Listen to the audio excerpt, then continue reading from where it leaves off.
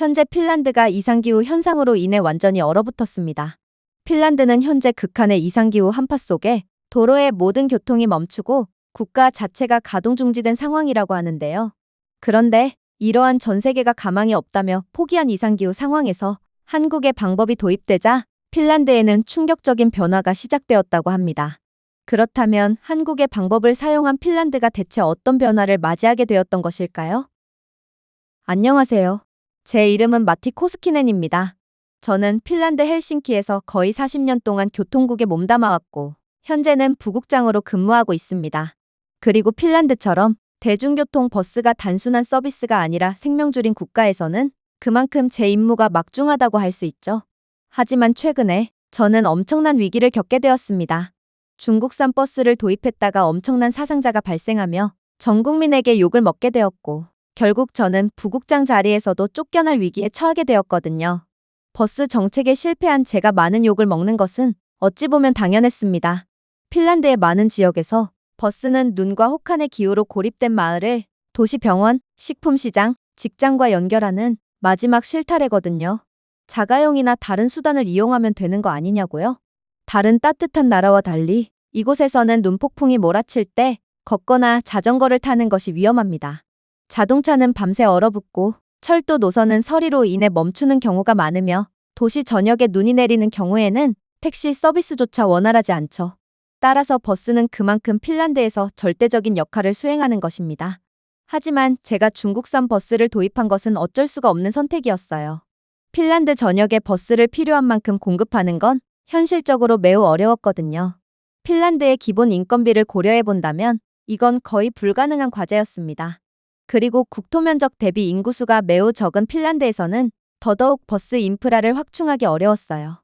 그러다 저희는 중국과 대규모 무역 협정을 체결하게 됩니다. 그들은 북극 해운 확장을 위한 투르크와 로비사의 항구 접근을 대가로 저희에게 파격적인 가격으로 전기버스를 공급해주기로 약속했죠. 계약을 따내온 저는 처음에는 엄청난 계약을 따냈다며 박수갈채를 받았습니다. 그러나 그러한 박수는 얼마 가지 않았죠. 재난의 첫 징후는 새로운 중국 버스가 등장한 지 불과 몇 주 만에 찾아왔습니다. 그들이 공급한 버스는 외관만 멀쩡했지 내부는 깡통과 다름이 없었거든요. 히터는 온도가 영하 15도 이하로 내려가자마자 고장났습니다. 앞 유리가 안쪽에서 안개가 끼었어요.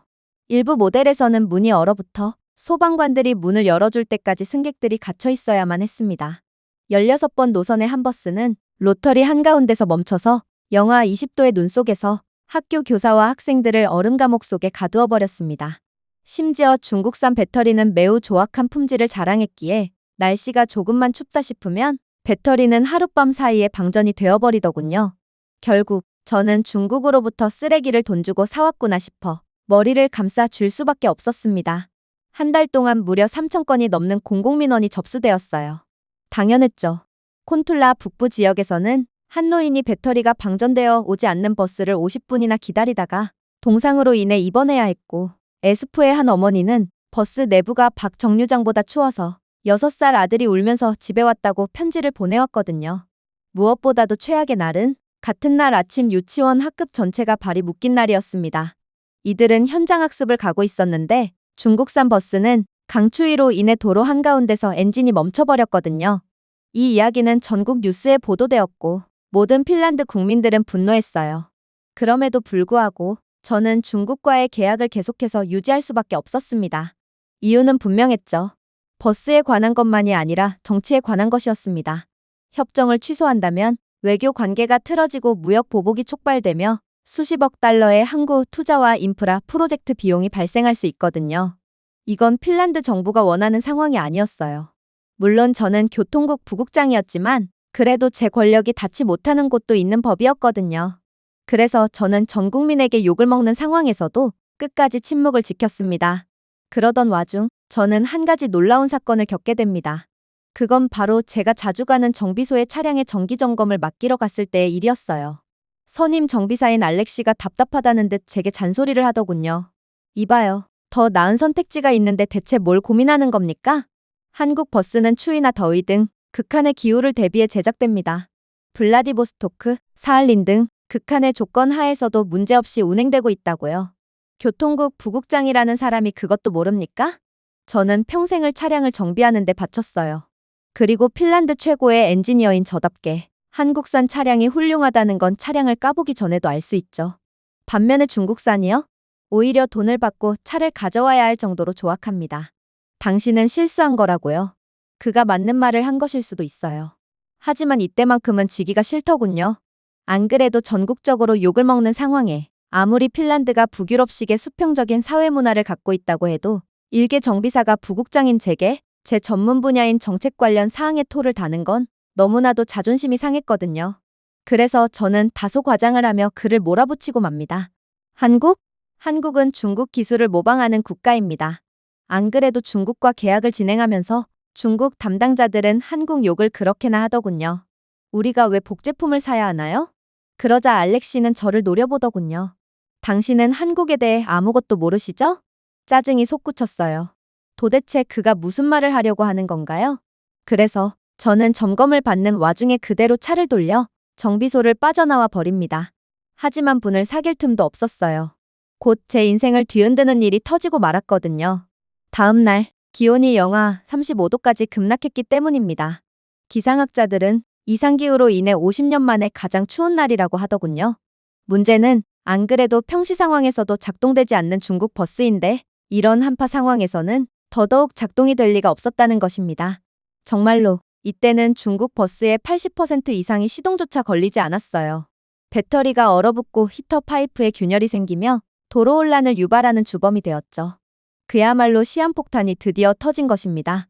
한 중국 버스는 운행 5분 만에 난방 시스템이 폭발하여 차량의 부동액 증기를 방출했습니다. 겁에 질린 승객들은 영하 30도의 바람 속으로 도망쳤고 많은 승객들은 외투를 입지도 않고 급하게 나갔기에 그대로 심각한 동상에 걸리고 말았죠. 문제는 제 딸 에밀리아 또한 이 젖을 중국 버스에 탑승한 상황이었다는 것입니다. 그녀는 촉망받는 바이올리니스트로 최근 헬싱키 체인버 오케스트라와 함께 연주하기로 되어 있었습니다. 그리고 그날 아침 에밀리아는 시내에 리허설을 하러 가고 있었어요. 에밀리아는 티쿠릴라 근처에서 중국 전기 버스에 탑승했는데 문제는 탑승 10분 후 차량은 교차로 중간에 있는 다리 위에서 배터리 고장으로 멈춰버렸다는 것입니다. 거기다 엎친 데 덮친 격으로 히터까지 고장났다고 했어요. 비상도어는 응답하지 않았고 에밀리아를 포함한 승객들은 최악의 한파 속에 얼음 감옥에 갇히고 만 것입니다.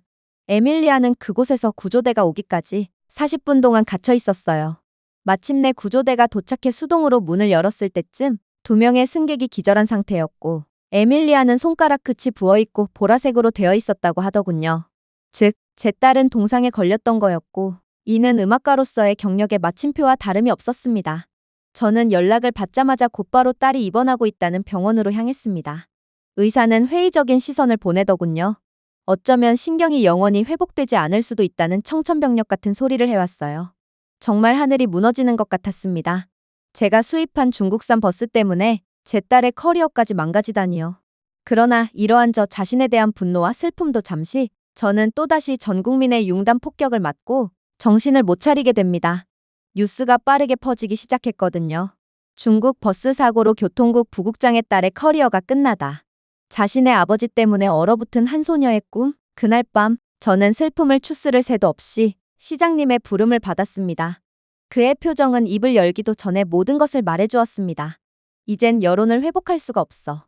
도대체 어쩔 계획이지? 저는 방어할 방법이 없었습니다. 인정할게요. 중국이 제시하는 숫자를 고지곳대로 믿었던 건 분명 제 잘못이었어요.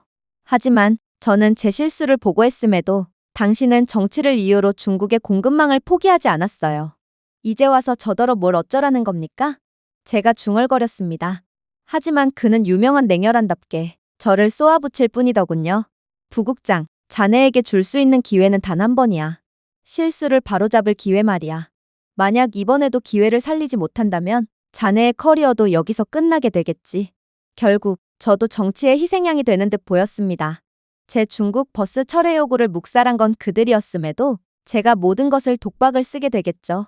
다음 날 아침 저는 정부청사 밖에서 시위 표지판을 보게 되었습니다. 부국장이 모든 동상자의 치료 비용을 지불하라. 난방기의 땔감으로 장작이 아니라 부국장을 사용하자. 하지만 그 무엇보다 참을 수 없었던 건 따로 있었어요. 제 사무실 안에는 편지와 이메일이 넘쳐났는데 제겐 메시지 하나만 읽혔거든요. 당신의 딸은 그나마 운이 좋았어요. 하지만 제 딸은 운이 없었죠. 저는 누군가의 소중한 딸을 허망하게 보내야만 했던 것입니다. 그날 밤 저는 사무실의 차가운 침묵 속에 홀로 앉아 바이올린을 들고 있는 에밀리아의 액자에 담긴 사진을 바라보고 있었습니다.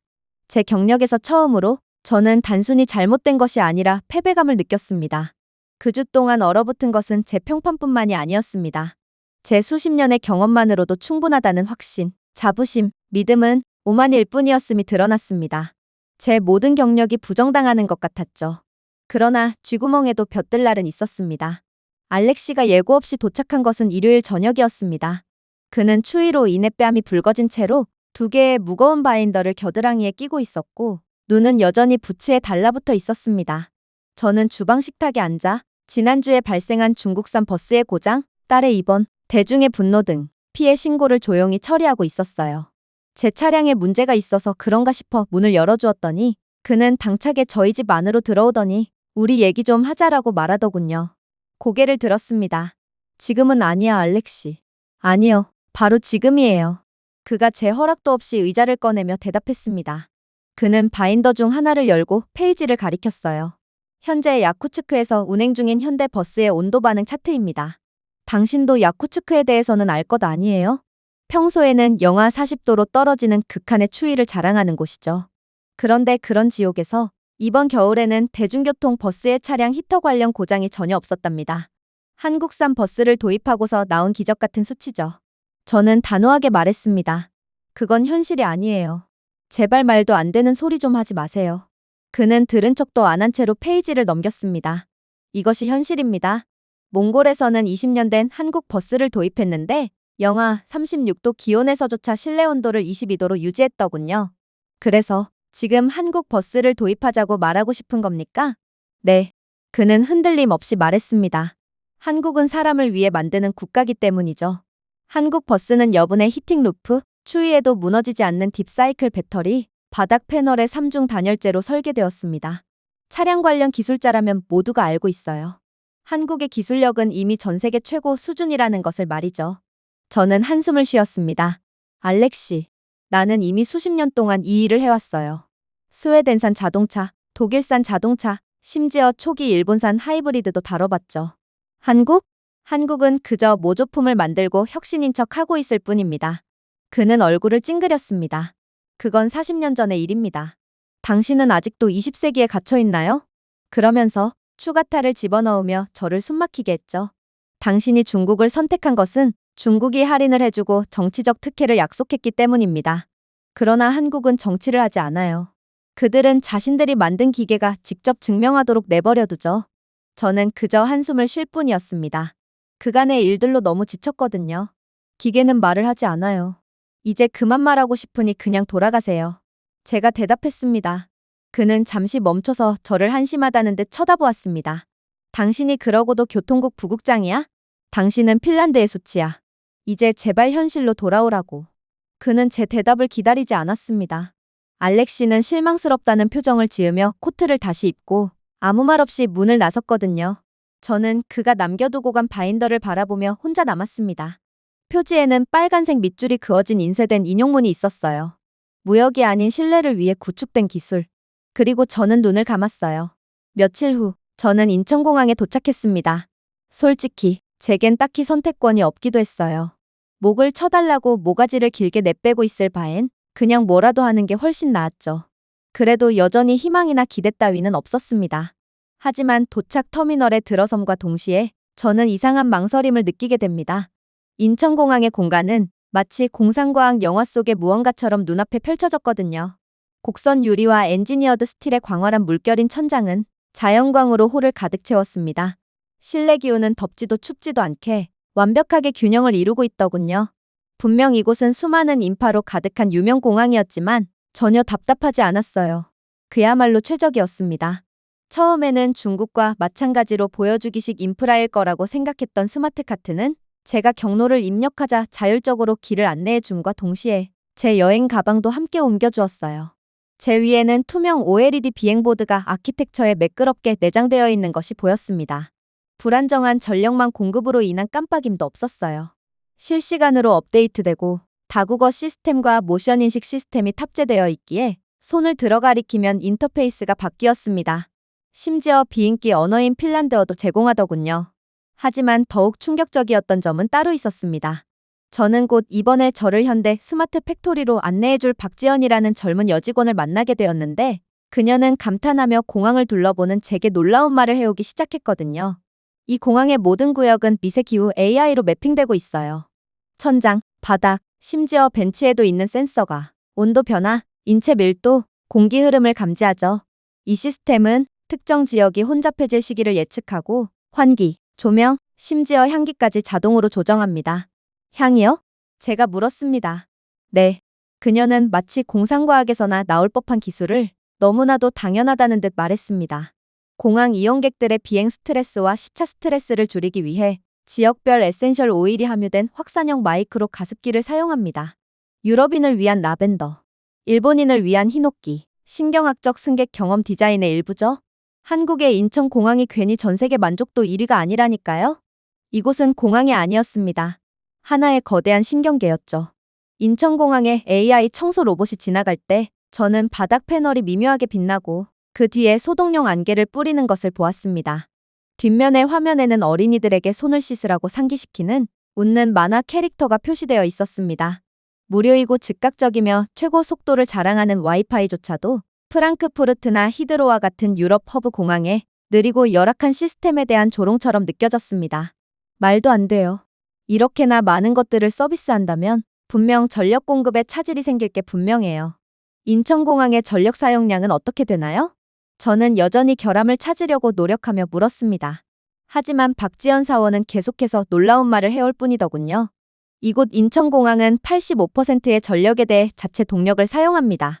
천장 유리, 지열 백업 시스템, 고효율 배터리 뱅크를 통한 태양광 통합, 발 아래에 있는 이 움직이는 통로 또한 일부 구간의 경우에는 승객의 걸음마다 운동 에너지를 수확하고 있어요.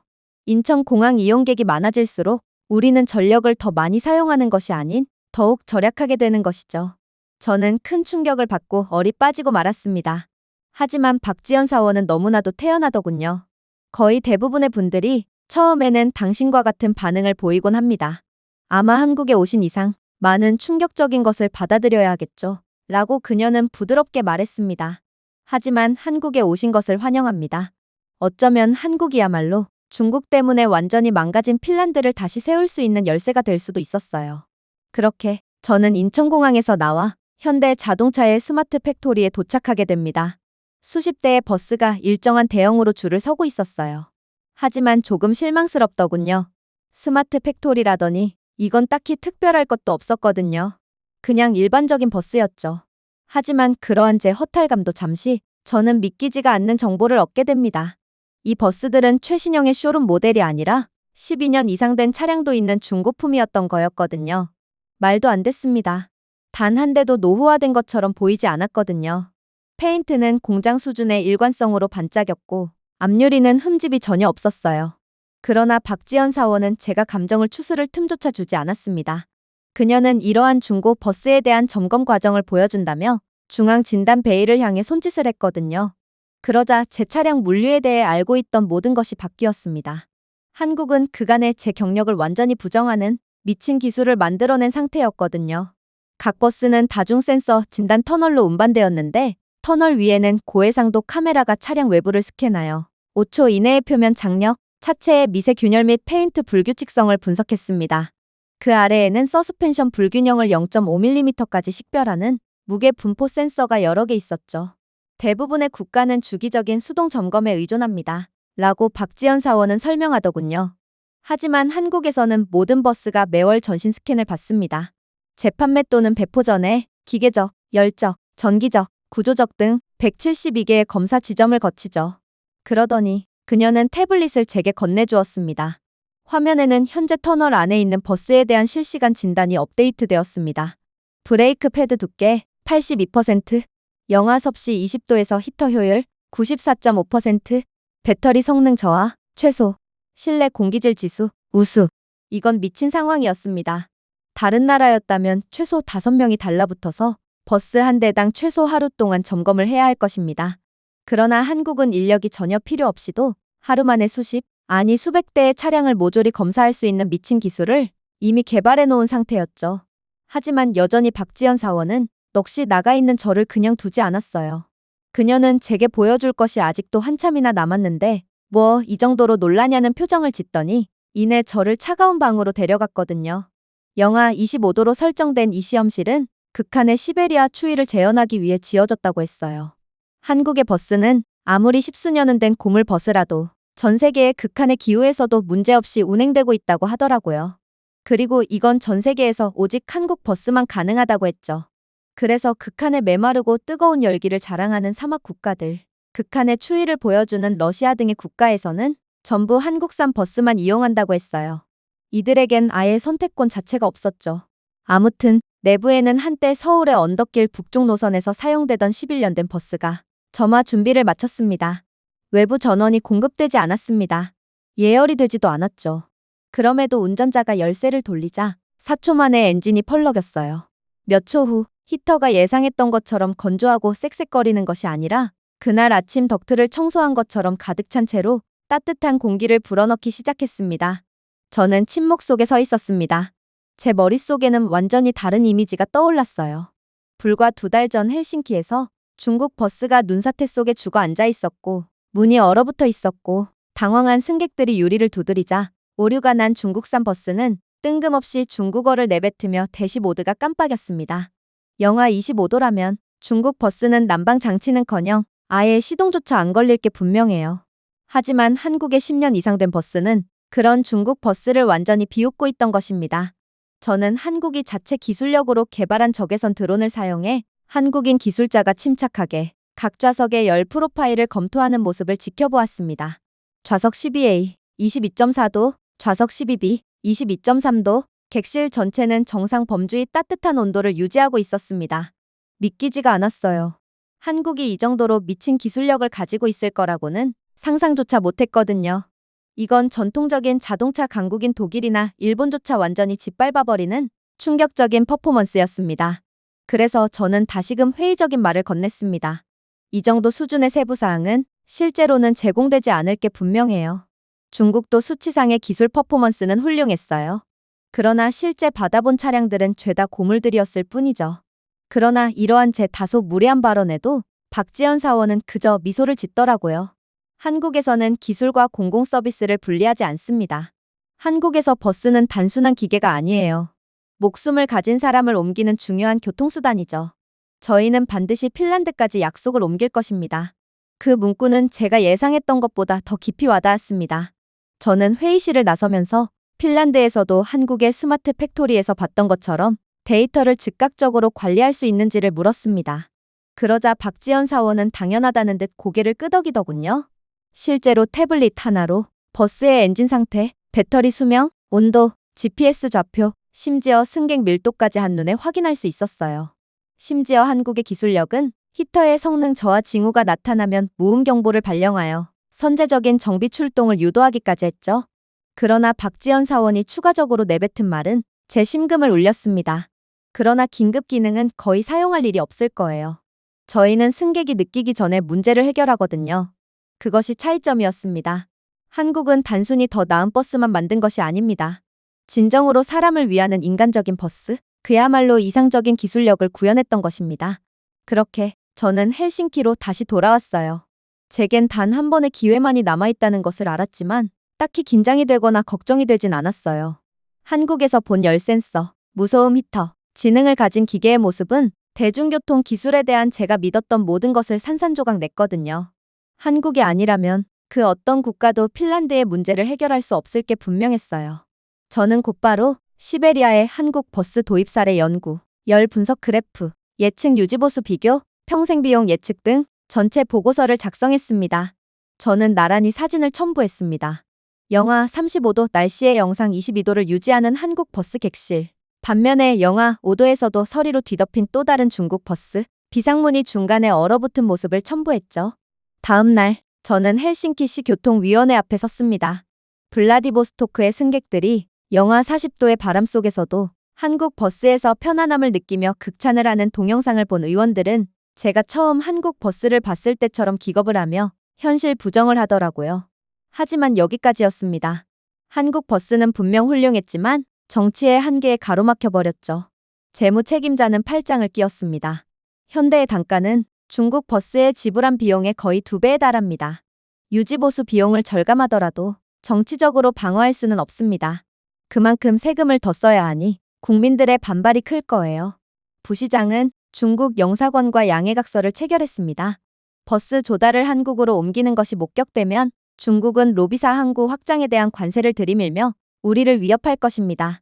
그저 히터 몇 대 고장난 걸로 무역 동결을 감수할 수는 없어요. 라고 냉정하게 덧붙였습니다.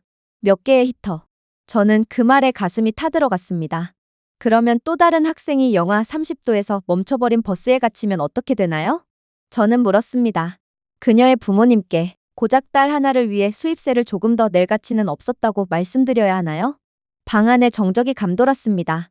그리고 저는 분위기가 제게로 넘어온 틈을 타 비장의 무기를 꺼냈죠. 세 번째 옵션을 제안하겠습니다. 저는 천천히 그들의 눈을 훑어보며 말했습니다. 중국 버스를 지금 당장 완전히 대체하자는 뜻이 아니에요.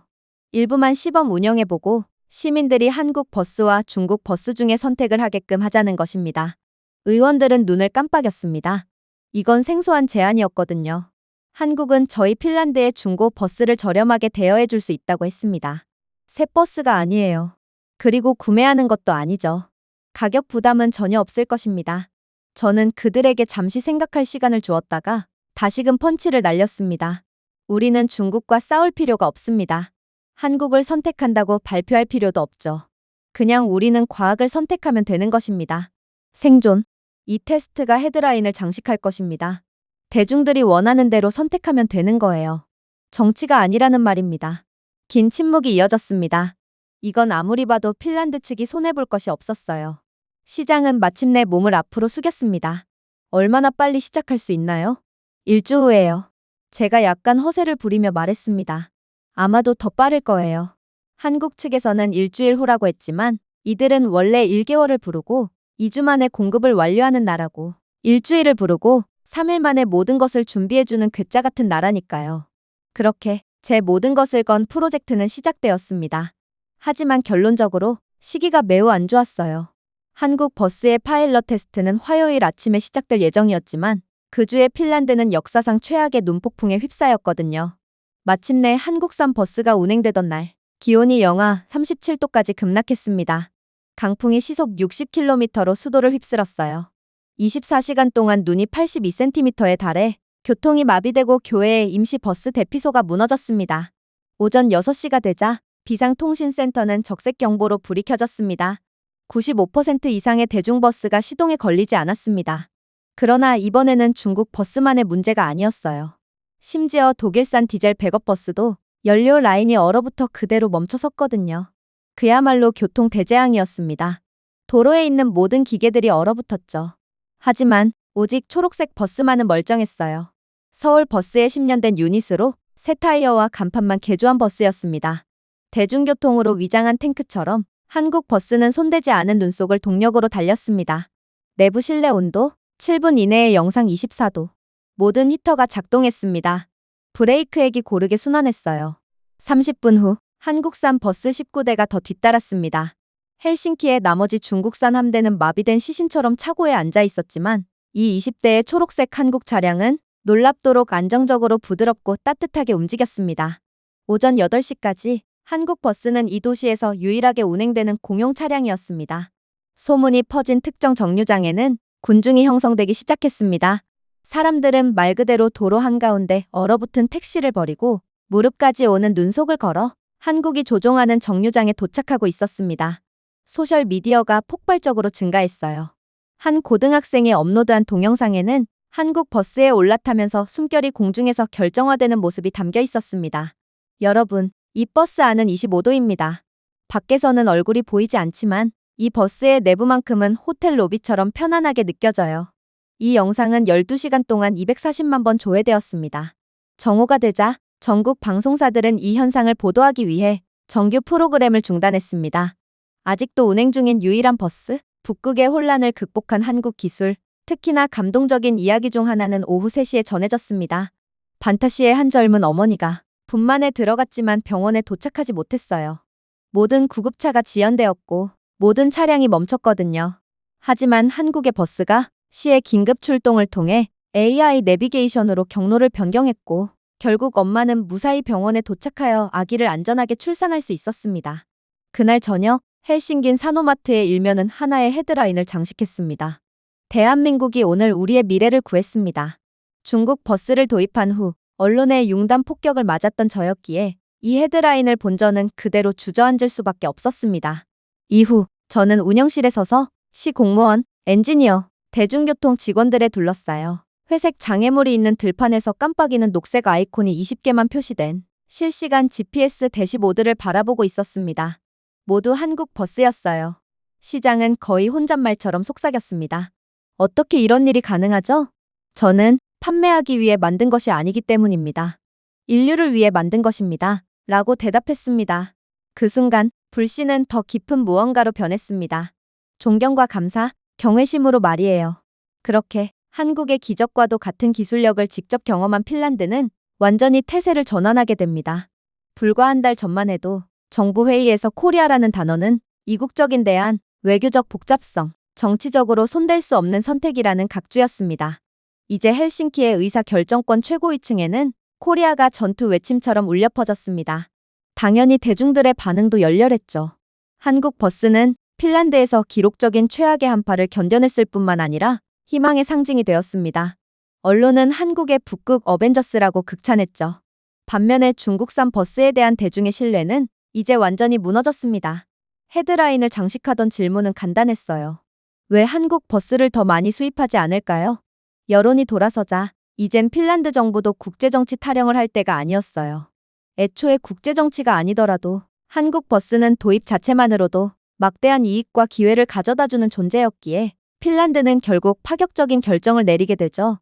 그건 바로 4천억 규모의 한국 버스 수입이었습니다. 표면상으로는 모든 고위험 도시 노선을 위한 완전한 차량 현대화였지만 이건 그냥 중국산을 버리고 한국산으로 대체하겠다는 의도였습니다. 심지어 이는 단일 외국 제조업체와의 핀란드 역사상 가장 큰 운송 계약이었으며 국가 조달 정책의 역사적인 변화의 시작이었습니다. 당연히 저항이 있기는 했어요. 외교 고문이 즉시 문제를 제기했거든요. 중국 대사는 이미 비공식적인 경고를 보냈습니다. 경제적 보복이 있을 것입니다. 또 다른 발언자가 말했습니다. 우리는 투르크와 로비사 항구 개발 프로젝트에서 보복을 감수하고 있습니다. 이것이 정말 중국과의 10년간의 신중한 외교를 해체할 가치가 있을까요? 저는 숨을 들이쉬었습니다. 그러고 나서 대답했습니다. 분명히 말씀드리겠습니다. 이건 정치적 제스처가 아닙니다. 도덕적 제스처입니다. 시민들이 거리에서 얼어붙을 때 한국은 그저 말이나 허세를 보내지 않았습니다. 한국은 실패하지 않는 버스의 형태로 따뜻함을 보냈습니다. 영하 37도에서도 달리는 이 버스들은 승객들이 어디 출신인지, 어떤 언어를 사용하는지, 어떤 정치적 성향을 가지고 있는지 묻지 않았습니다. 그들은 그저 움직였고 결과적으로는 생명을 구했습니다. 저는 계속했습니다. 중국은 우리에게 가격을 주었습니다. 그러나 한국은 우리에게 증거를 주었습니다. 우리 시민들은 더는 울고 있는 아이와 함께 얼어붙은 버스 안에 갇혀 있을 것을 대비하지 않아도 됩니다. 그것만으로도 충분한 거 아닌가요? 침묵이 방안을 가득 채웠습니다. 그리고 10분 만에 역사적인 계약이 승인되었죠. 그리고 이때까지만 해도 모르고 있었습니다. 이 계약은 핀란드 국민들이 가장 사랑하는 계약이 될 것임을 말이죠. 한국 버스의 완전 도입 이후 YLE 뉴스와의 인터뷰에서 에스프의 한 할머니는 이렇게 말했습니다. 저는 버스를 탈 때마다 매번 담요를 들고 다녔어요. 중국산 버스는 히터가 제대로 가동되는 법이 없었거든요. 지금은 대신 책을 가져옵니다. 한국산 버스로 바뀐 이후 늘 따뜻하고 편안하며 제 시간에 도착했거든요. 한국산 버스의 조명은 주변 햇빛에 따라 동적으로 조정되었으며 눈이 오는 아침에는 따뜻한 흰색으로 늦은 저녁에는 시원한 톤으로 바뀌었습니다. 진동 감쇄 언더캐리지 디자인과 3중 단열 창문 패널 덕분에 실내 소음 수준은 평균 37데시벨 미만으로 대부분의 도서관보다도 조용했어요. 이뿐만이 아니었습니다. 각 좌석에는 내장형 시트 히터, 전자기기를 충전할 수 있는 별도의 포트, 중앙 시스템에 실시간으로 점유율을 전달하는 시트 압력 센서가 있었습니다. 창문 위 디지털 패널에는 다음 정류장 정보뿐만 아니라 실시간 객실 온도, 이산화탄소 농도, 잔여 좌석 가용성 등이 표시되었습니다. 승객들은 20세기에서 22세기로 단숨에 건너뛴 것 같다며 자신들의 일상 속에서 쉽게 볼 수 있는 이러한 대중교통이 전과는 비교도 할 수 없을 만큼 업그레이드되자 전례 없는 칭찬과 만족을 보였고 삶의 질이 수직 상승했다며 기뻐했어요. 하지만 승객 경험뿐만 아니라 가장 고집스러운 비평가들조차 침묵하게 만든 것은 바로 숫자였어요. 본격 가동 첫 60일 동안 히터 고장률은 0%였어요. 오류가 아닙니다. 말 그대로 0%예요. 영하 30도 온도에서의 평균 점화 시간은 불과 6.3초였죠. 중국이요? 히터 고장률 40%에 영하 10도에서조차 평균 점화 시간이 1분이 넘어갔어요. 이건 중국 버스는 극한의 기후에서는 전혀 제 성능을 발휘하지 못한다는 뜻이었죠. 그렇게 저는 다시금 입지를 되찾게 됩니다. 국민들의 여론도 다시 좋아졌어요. 그야말로 저는 지옥과 천당을 오갔던 것입니다.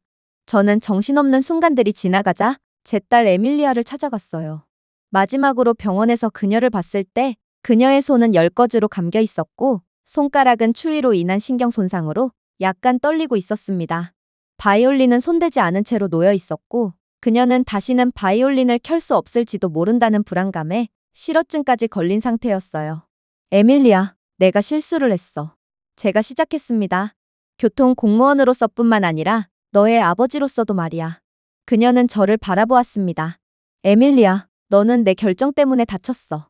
그리고 나는 매일 죄책감 속에서 살고 있단다. 그녀의 손은 약간 떨렸지만 통증 때문은 아니었습니다. 아빠, 에밀리아가 가늘지만 안정된 목소리로 말했습니다. 사실 저는 화가 났어요. 가끔은 여전히 화가 나요. 하지만 저는 최근에 아빠가 한 일을 봤어요. 그녀의 손가락이 휴대폰 화면을 스쳤습니다.